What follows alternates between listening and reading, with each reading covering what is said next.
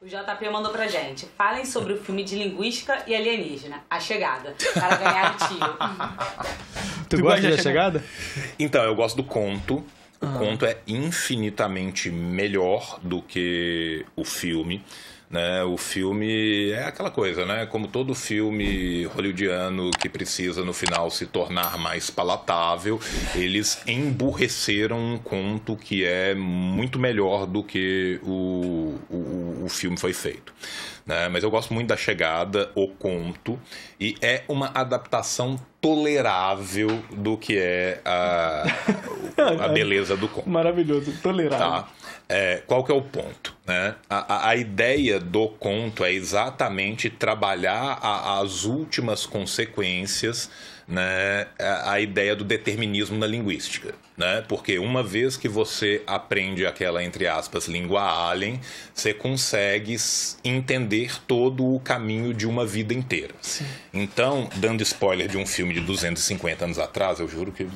Desculpa a televisão. Todo programa é assim, tá. Relaxa. Geralmente sou dando um spoiler de um filme muito velho, de um conto ainda mais antigo, né? Como que a chegada ao conto acontece? O conto começa com a morte da filha da mulher que traduziu Sim. a língua, né? E vai depois recompor toda a vida dela, até que no final você descobre que ela aprendeu a língua, e quando ela aprendeu a língua ela sabia que ela ia ter uma filha, que o casamento não ia dar certo, que essa filha ia morrer nova, mas que ainda assim ela achava que tudo aquilo valeu tão a pena, aquelas experiências, que ela preferia viver aquelas experiências. Né? Então seria esse determinismo linguístico, que tem, né, é uma das escolas da língua que pensa assim, a gente é moldado, até que ponto nós somos moldados pela língua que nós falamos natalmente, ou até que ponto a língua que nós falamos natalmente não será necessariamente uma barreira para o nosso pensamento. Sim. Né? E tem toda uma corrente que vai pensar assim, não, a partir do momento que eu falo uma determinada língua, eu estou preso a certos padrões de pensamento, ou estou preso a certas concepções. Vou te dar um exemplo. Os gregos antigos, no grego antigo, você tem um modo para contar história, que é o auristo. Você tem um modo verbal inteiro, com todos os seus tempos, só para narrativa, só para contar história. Então, os gregos são um povo que gostava de contar histórias porque eles tinham o auristo, ou eles criaram o auristo porque eles gostavam de contar história, né? O biscoito Tostines da linguística. Sim. Tem uma corrente que vai falar assim, não, o auristo surge, e a partir do momento que esse auristo surge e que fica ali, esse se torna um povo aonde cada vez mais, né, olha só, hein? E aqui o povo Esse é um povo que... De onde tá vindo essa porra, gente? procurando a câmera, é o celular. Vou colocar aqui tá. só para o pessoal pediu, aí eu tô deixando só disponível. Tá. E aí, então, esse é um povo que vai deterministicamente se tornar um povo de contadores, de aedos e de rapisodos. Então, a chegada, ela brinca muito com isso na questão do determinismo linguístico. E é um conto que é maravilhosamente bem escrito, exatamente pela forma como ele acontece, e ele não tem toda aquela água com açúcar no final, não tem aquele momento que 7 pessoas no mesmo lugar do mundo conversam, e aí ela tem quase que uma viagem temporal, com o cara lá na frente sabendo, e aí você pensa assim, porra, mas há 2 minutos atrás ela sabia a porra da língua, agora ela não sabe o que ela tá fazendo. Então, assim, esse final hollywoodianesco do filme eu acho brutalmente desnecessário. Sim. Né? Apesar disso, é um conto muito bom. E por que os meninos estão falando isso? Os meninos estão falando isso porque eu lancei há pouco tempo no canal, Eu vi. né, um corte, né, onde eu falo um pouco de xenobiologia, de xenolinguística, e estipulo algumas coisas, porque eu gosto muito de ficção científica, gosto dessas coisas. Aquele início de vídeo eu fiquei assim, onde ele tá chegando? Mas chega no ele final, tá indo, chega no sim. final, chega no final. Tem uma lógica ali.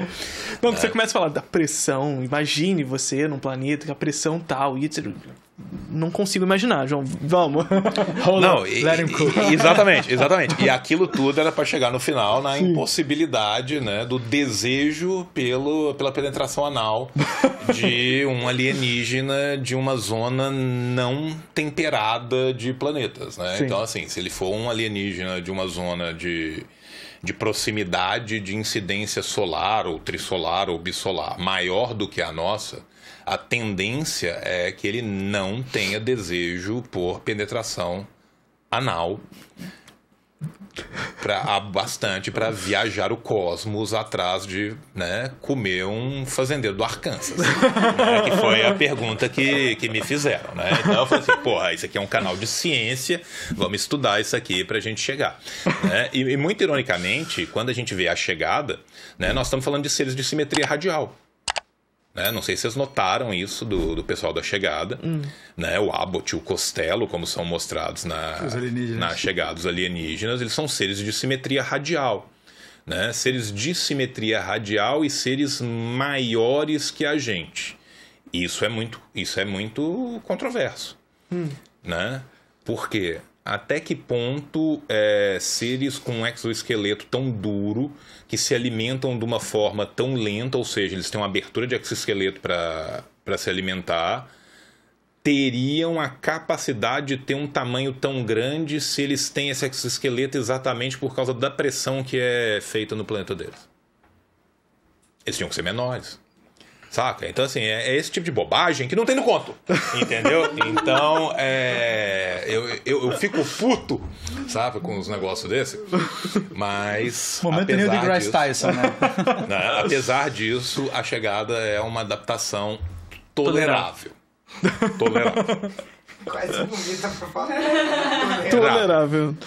Não, mas é porque o conto é muito melhor, cara. Os caras... Aí qualquer coisa que você lê vai ser melhor. Você tem que... Não, mas nem sempre, primeiro sabe? Filme... Não, mas por exemplo, assim, eu vou dar um exemplo de um outro filme hollywoodiano de... Não é ficção científica exatamente, porque não dá pra chamar aquilo de ficção científica, né? Que é o Perdido em Marte. Perdido em Marte, sim. Tá? Ridley Scott. Com Matt Damon e tal. Qual que é a grande diferença do livro Perdido em Marte pro filme Perdido em Marte? Uma cena.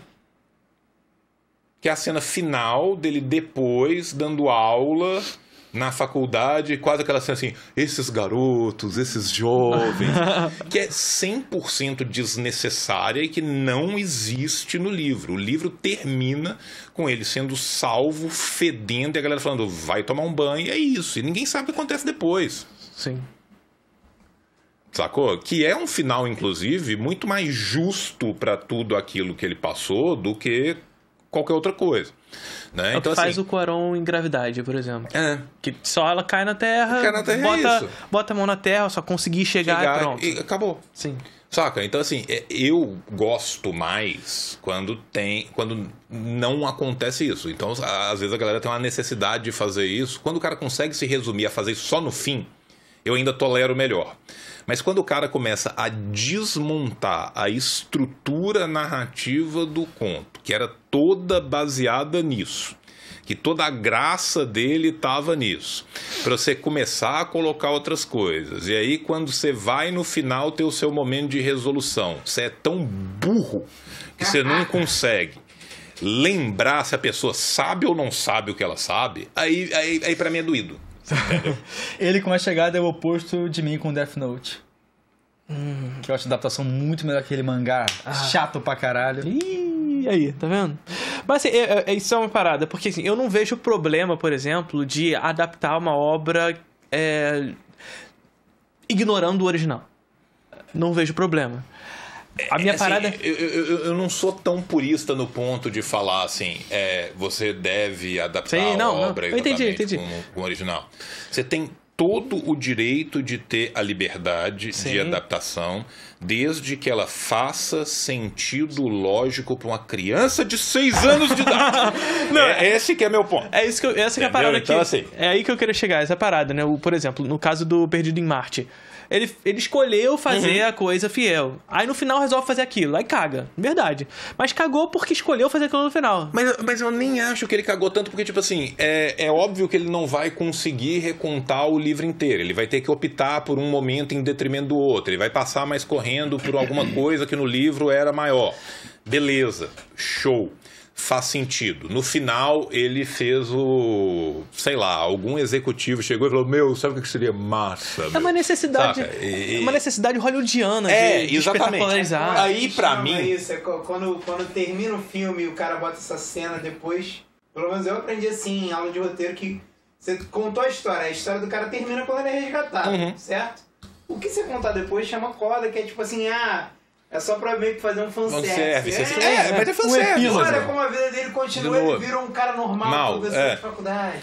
Saca? Então, assim, mas isso nem me incomoda tanto. Me incomoda muito mais quando os caras tentam ser mais inteligente que o autor e falham miseravelmente em fazer.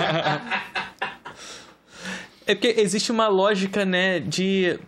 Pensar no Perdido em Marte, por exemplo, é uma coisa bem estadunidense de mostrar depois o sucesso, o mérito, a família. Inclusive o próximo livro dele, próximo livro dele tá para ser adaptado agora, vai sair no ano que vem, que é o Devorador de Estrelas, que é espetacular o livro.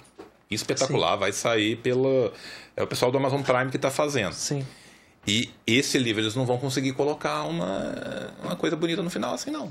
Esse corte foi uma loucura, né? Mas mais louco ainda é você não aproveitar o conforto que são as peças da Insider. As peças Insider são anti-odor, respiráveis, ultra duráveis e não desbotam com o tempo. E eu tô falando real pra vocês, isso aqui é confortável demais. Eu tô usando aqui a Tech T-Shirt da Insider, o Everyday Shorts e a cuequinha que eu acho que é a peça favorita. E a Insider antecipou a Black Friday lá no site. E usando o cupom do Desencontros BF, você garante até 40% de desconto. Então já acessa o link na descrição desse vídeo e adquira a sua.